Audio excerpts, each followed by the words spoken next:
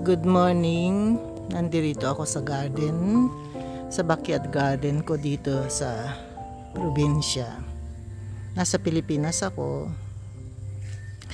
Ito ang mga fruit bearing trees ko dito sa garden. Ito na yung langka. Bagong tanim yan, 1 year ago. So lilinisin ko pa yan ng konti, tapos tatabunan ng maraming lupa para continue siyang mabuhay. Pero nabuhay na siya, makikita nyo, laki-laki niya na. Ayan o.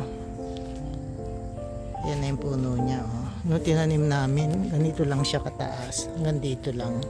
Ngayon, ang laki na ng pagbabago. Ang laki na nilaki niya. Siguro mga 5 years pa yan. Then mag-umpisa ng mamunga. Ito yung parangipani.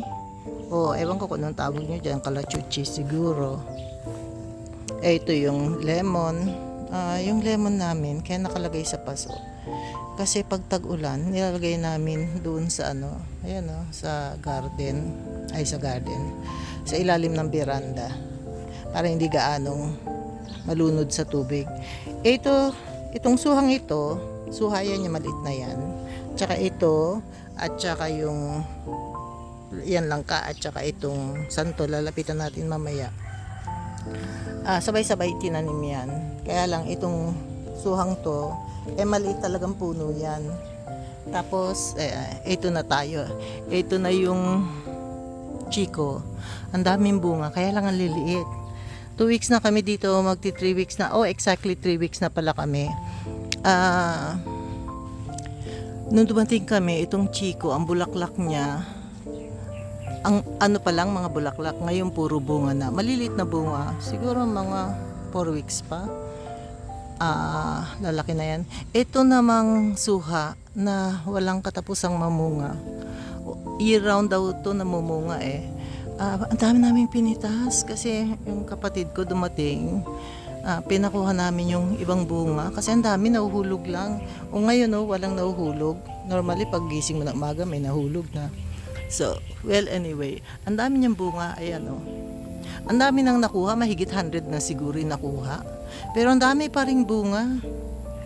Nakakasawa ng kainin, pero masaya kasi ang dami niyang bunga eh. Maraming mapapakain na tao. No? Yung bayabas, may paisa-isang bunga. Tsaka yung kalamansi, ay, naku, kailangan ko nang i-harvest yung bayabas. Ang laki ng bunga. Ayun. Bayabas yan. Kailangan nang ma-harvest. Siguro kukunin ko ngayon. Tapos itong kalamansi, ayan may mga bunga. Ang bunga ng kalamansi. Ang puto kaya itong kalamansi, 3-4. Tapos, ayan, bayabas, kalamansi. Itong papaya na last year pa, tira-tira na lang. Kamansi. Ayan, kamansi. Yung ano ba yun? Yung ginagataan. Nagpaputol ako, nagpalinis ako ng garden ng isang araw. Yung bayaw ko nandirito. Binawasan niya lahat yung pangalan niyan. Yung bonggabilya. Hindi pa yan tapos eh. Kaso umalis na sila. Kasi kailangan nilang bumalik ng Manila. So kukuha ako na magtatrabaho, maglilinis nito. Yung katabi ng kamansi, ano ba yan? Atis. No? So, kita nyo, bilangin nyo ko ilang mga prutas ang sinasabi ko sa inyo. Etong nasa tapat ko, kalamansi, tapos nasa ilalim niya malunggay. Tapos yung nasa taas na yan, malunggay din. Tsaka ito yung puno ng saging. Ayan may bunga. Ako na rin siguro ang puputol niyan. Ako na rin mag-harvest for the first time. Pero dalawa yung puno na may bunga. No? Lilinisin pa namin. So, saging, ito na tayo. Puro papaya yan. Babawasan namin siguro pa ng puno yung papaya para matira 3-4 lang sa loob na yan. Ito na tayo. Ito avocado. Yung avocado namatay yung ibabaw niya. So binawasan namin. Ito na lang ang natira. Kasi sobrang drought talaga nung tag-init. Masyadong tuyot. 2 puno ang namatay ang ibabaw. Itong avocado. At saka yung guyabano. So bilangin nyo lahat yung sinasabi kong puno ha. Yung guyabano, pinutol din namin. Na-vlog ko na rin siya. Nilagari namin. And then, ang tinira namin, yung mga buhay na sa ilalim sa sanga, kagaya ng avocado. Sa likod ng avocado, ayan yung lime. No? Ayan, ang daming bunga. Araw-araw kami kumukuha niyan. Nilalagay namin sa tubig. Bali, tawag namin lime water. No? Hindi na muna kami gumagamit ng kalamansi kasi mas maraming bunga yung lime eh. Ito na yung santol. Sabay silang tinanim sa sa langka, pero feeling ko mas mabilis lumaki yung langka. Either depende sa puno, depende sa pagkakatanim, depende sa location, depende sa araw, at siguro sa lupa. Dadagdagan pa yan ng lupa. Ito na yung lime. Lapitan natin para makita natin kung gaano karami ang bunga. Ayan o. Everyday may nahuhulog, everyday may nahihinog, everyday kumukuha kami ng bunga. Ayan o. Kukulay kasi niya yung bunga ng dahon. Ayan o. So siguro nakukuha namin dyan 5-6 everyday. Nilalagay namin sa tubig. Pitchel ng tubig. Ayan. So, ito na, ayan o, ang lalaki. Ayan, nasa. Pag nakita ko, ayan, nasa taas. Dami niya talagang bunga. Yung iba hindi namin ma-reach. Ano na lang, ano ba yan? Hinahayaan na namin mahulog. Kasi pwede naman maski nahulog siya. Ito yung second na bayabas. Nakuha na namin bunga pagdating ko. Hindi ko na rin na-vlog kasi may problema pa ako sa time zone. No? So, tawag nila jet lag. Bayabas pa rin yan. Ito yung nasa ibabaw nito, natatanggalin kasi masyadong masukal. Puno niyan, atis.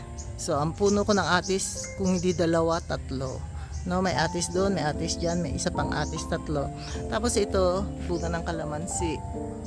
Bunga ng kalamansi yan. Ang lalaki ng bunga, kasi ang tataas, bihira naming makuha. No, nung isang araw, ang dami kong kinuha dito eh. Ayan no, dikit-dikit ang bunga. Hindi na nga tinatamaan ng araw, kailangan talagang paputol lahat yan, linisin. Para mamunga ng marami. Yung isang puno ng kalamansi namatay na kasi hindi na naarawan. Naglakihan na yung mga pine tree. Ano ba yan? Palm tree. Hindi na siya naarawan. Kaya namatay. Etong itong kalamansi ko, tagal na yan eh. Siguro 10-15 years old na yan. No? Ito yung last na puno na ipapakita ko sa inyo, fruit bearing trees. Ang tawag dyan, anonas, no? O kaya cherimoyas. May bunga siya, ayan, no?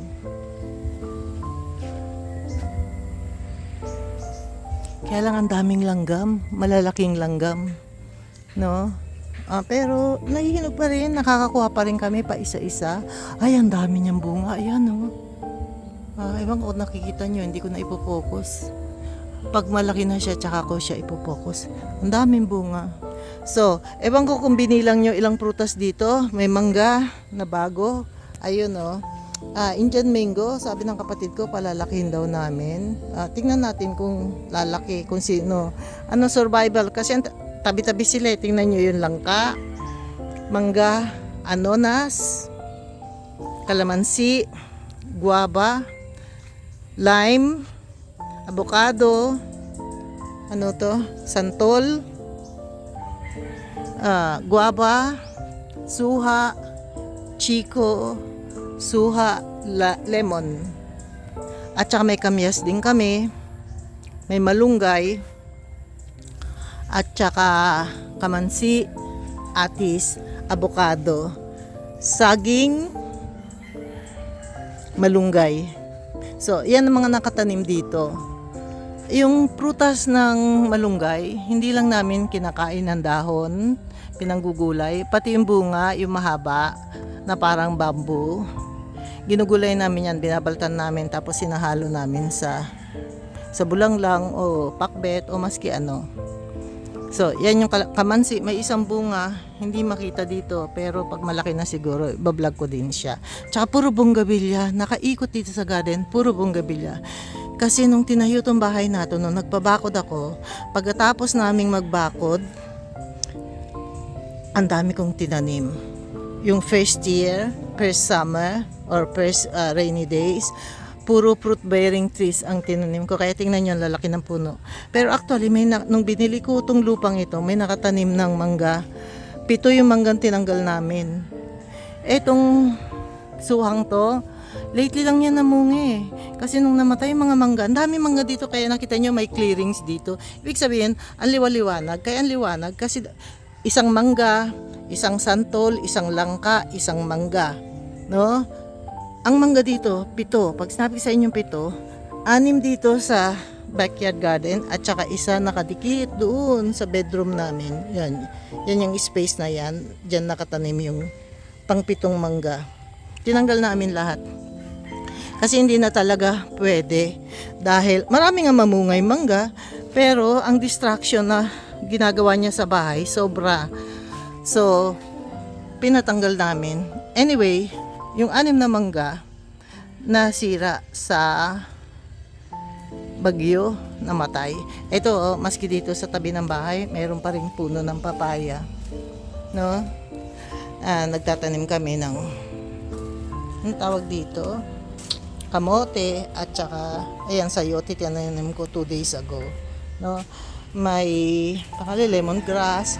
Ito, rambutan to binigay sa amin ng kaibigan namin last year, 2 puno. Hindi ko muna tinanim kasi ang avocado binigay niya namatay, tinanim namin last year. So sabi ko, itanim muna nila sa paso.